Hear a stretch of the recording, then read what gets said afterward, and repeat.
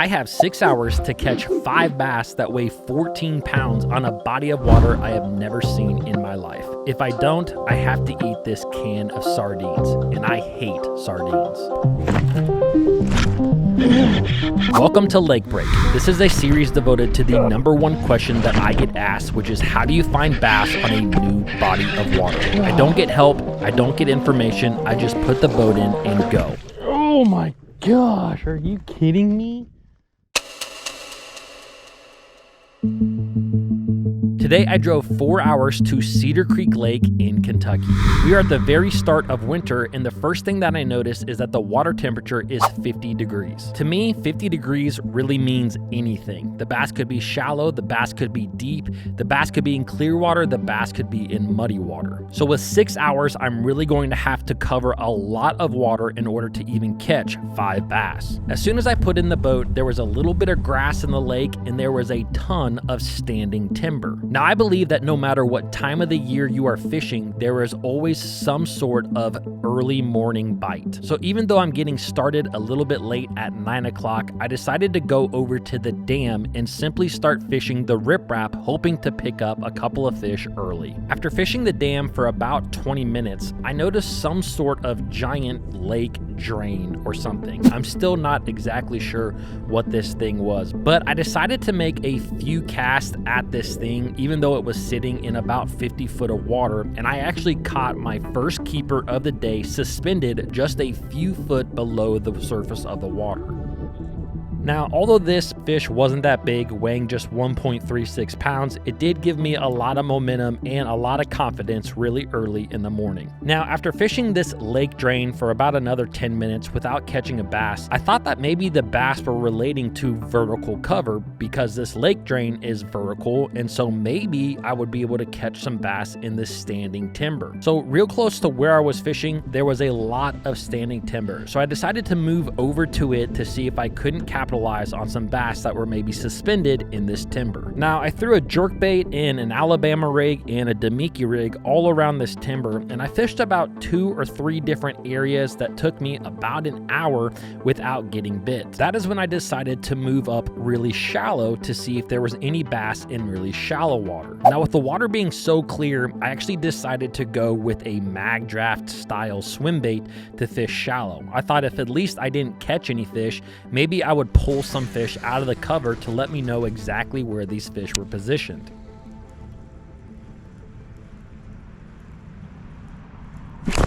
Oh my god. There he is too. In the back of a pocket.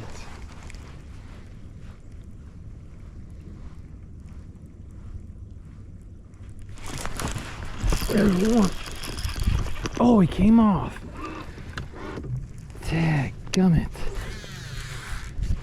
Okay, hey, that's 2 bites really quick. Now, after getting 2 bites so quick, I really had to decide, is this a area or is this a pattern? Because maybe I could run to the back of a lot of these pockets and catch a lot more fish. So hoping that this was a pattern, I decided to hit a number of different pockets throwing that swim bait. Now, I ran probably about 4 or 5 different back ends of pockets over the next hour. And I did have some followers, but I never had a fish commit to the bait and I never caught any. At this point, the negativity started creeping in my mind. I am really not that familiar with fishing standing timber, and I was really already starting to feel defeated by the day. Now, as I was making my way to the back of another pocket to fish, I decided for whatever reason that I was going to pick up a flipping stick and pitch at a couple of these standing timber trees. I noticed a really good looking cedar tree, and that was going to be my first target.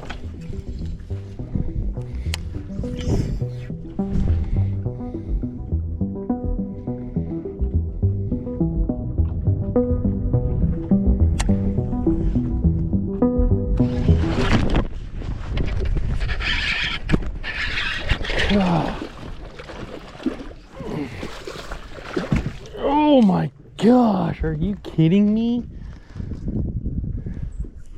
What a cluster crap. Gosh. All right. Well, that changes things. That's a little bit more like what we're talking about right there. I don't know if I'm prepared to flip out here like this. I don't even know what I have in the boat. I didn't really expect to be flipping a beaver. This was like my second or third tree. Look at that. That's a good fish right there. But I've been trying to make that Swimbait bite work because I just feel like I can go out and catch a big one. But look, look at this one. 302.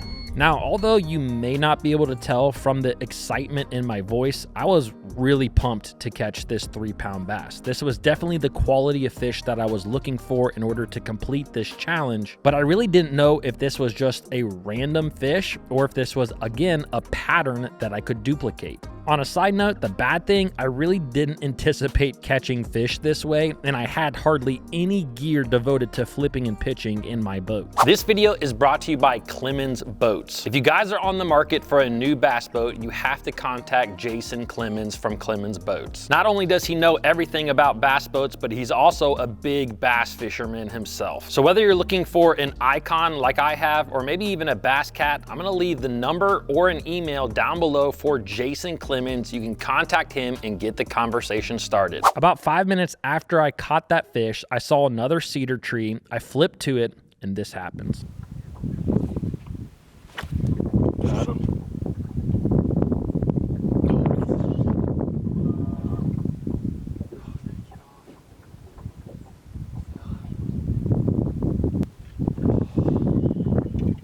I'm not gonna lie, this fish felt pretty heavy when I set the hook, and I was pretty bummed that I lost it, but it was a second bite doing the exact same thing and was starting to build confidence that maybe I was developing a pattern. The only bad thing is that I used my last D-bomb. So I was able to go through my boat and I found one pack of Berkeley creature hogs in green pumpkin. This bait is very similar to a D-bomb. It's one of my favorite baits to flip and pitch in cold water, and I was really excited that I at least had this one pack.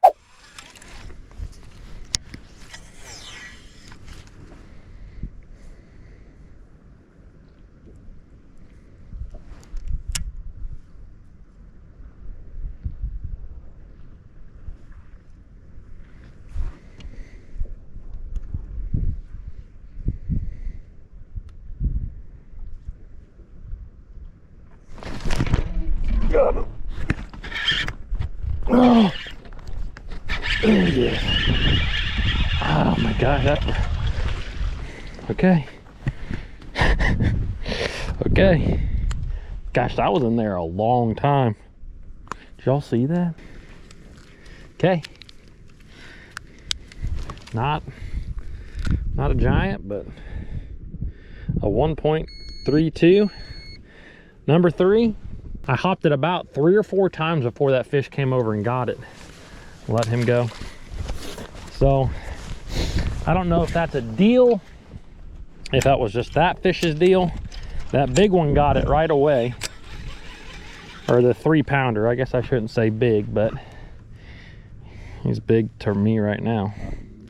Man, this is bass fishing, man. This is what I love and hate about it. Is like, we gone miles today, trees after trees, and then you hit within 50 yards of where I'm sitting right now, I've had 3 bites, which is a great thing, but sucks if you can't find it. Now, the third fish of the day weighed 1.32 pounds. It wasn't a giant fish by any means, but again, it gave me a lot of confidence. And now this is 3 bites doing the exact same thing. And I've always said that 1's a fluke, 2's a maybe, but 3's a pattern. The other thing that I noticed at this point is, although there is a ton of different standing timber around me, the only bites that I was getting were out of cedar trees. All these other hardwood trees I had not been bit out of at all. So I decided to go back to where I had caught that first 3-pound fish, because I remembered there being a few other cedar trees just over there. And I started flipping and pitching those cedar trees.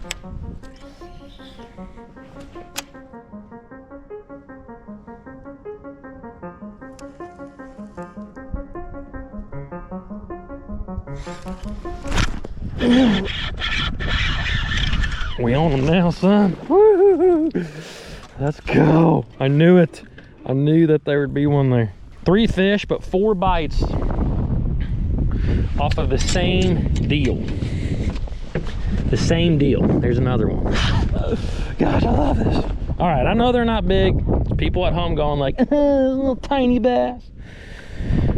But this is a way I feel like to get a big one.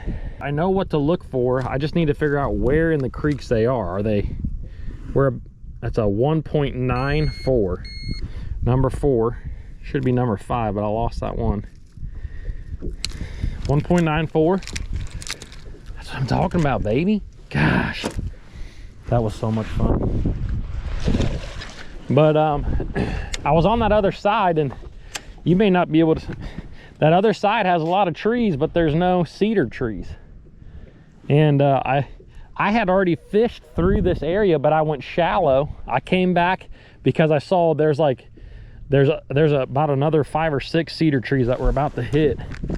And the first one I pulled up to, we basically get bit. So I feel like we got something dialed now, to be honest. I feel really good about it.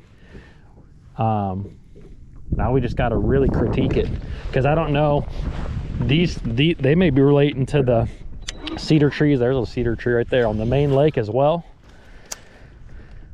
We're kind of in a creek right now, so maybe that's the type that they want to be in. I don't know. That's what we got to figure out. What I'm using here is, I picked this up because of a interview I did with Hunter Shyrock, but this is one of his favorite baits. This is the Power Bait Maxent Creature Hog. This is a 4-inch green pumpkin.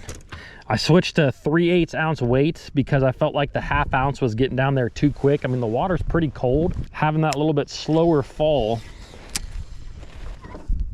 I feel like is going to help me get some extra bites. Now, a couple big things to note here is that every fish that I had caught had come between 9 and 11 foot of water, but it was immediately next to really deep water. A lot of the creek in this area was 20 and 30 foot deep, but all the fish were positioned in that 9 and 11 foot deep. So I really felt that if I could duplicate this particular situation across the lake, I might be able to spend the rest of the day flipping and pitching bass. And I still had roughly 2.5 hours to catch my 14 pounds. So I decided to move to another couple of creek arms, and I went through them flipping and pitching, and I really concentrated on the cedar trees. The only difference is every other place that I went to in this lake, the cedar trees were either in too deep of water, like 30 foot plus, or they were in too shallow of water. I really couldn't duplicate that same depth zone with deep water close by. Now, because I really couldn't duplicate this, I wanted to keep my mind open. And as I was idling out of one of the creeks where I had flipped some different trees, I actually saw a couple of fish on a grass line on my Humminbird unit. I went ahead and marked these fish, and I decided to turn the boat around and immediately start throwing a jerkbait around.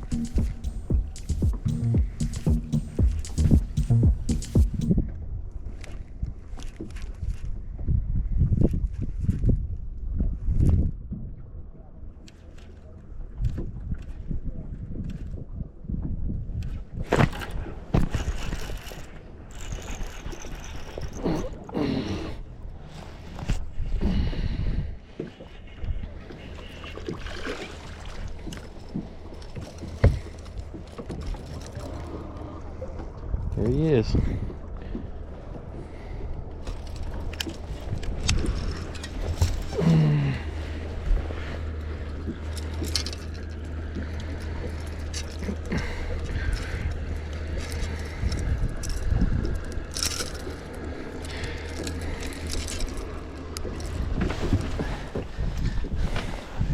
I was getting ready to go to a different creek, and I rode over a little school. Well, I saw a couple of fish on the grass line, pulled over and got us one. Number 5, 216. Try not to be super loud because there's guys that decided to pull up all around me. Not a giant, but a fish. That makes number 5. Let's go. Now with a couple of really small keepers in there, I felt that if I could get a couple more 3 to 4 pound bites, I would hit my 14-pound goal. The only problem is I only had about an hour and a half left in the day, and at this point I was trying to decide if I should try to fish more grass or if I should try to keep finding cedar trees where I could catch more bass. Now, although I absolutely love fishing grass, the big thing with grass is it can take a long time to find the right little stretches that hold a lot of bass. And because I could so easily see the cedar trees with my own 2 eyes, I decided that I was going to basically do that and try to get 2 or 3 more bites. Well, here we are with the sardine can. And I know that a lot of you guys out there probably like these things, but I am just not one of you. And as promised, I got to eat some of these bad boys. Fishing that day when I was out there, it was a really kind of a weird day. If I'm gonna be honest, I couldn't ever really duplicate anything in any other area of the lake. So I was just happy to catch 5 fish on a body of water I had never been to. But without further ado, gosh, these things are disgusting. Let's eat one.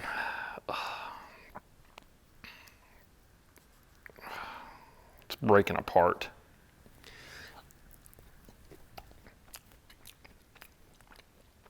Okay.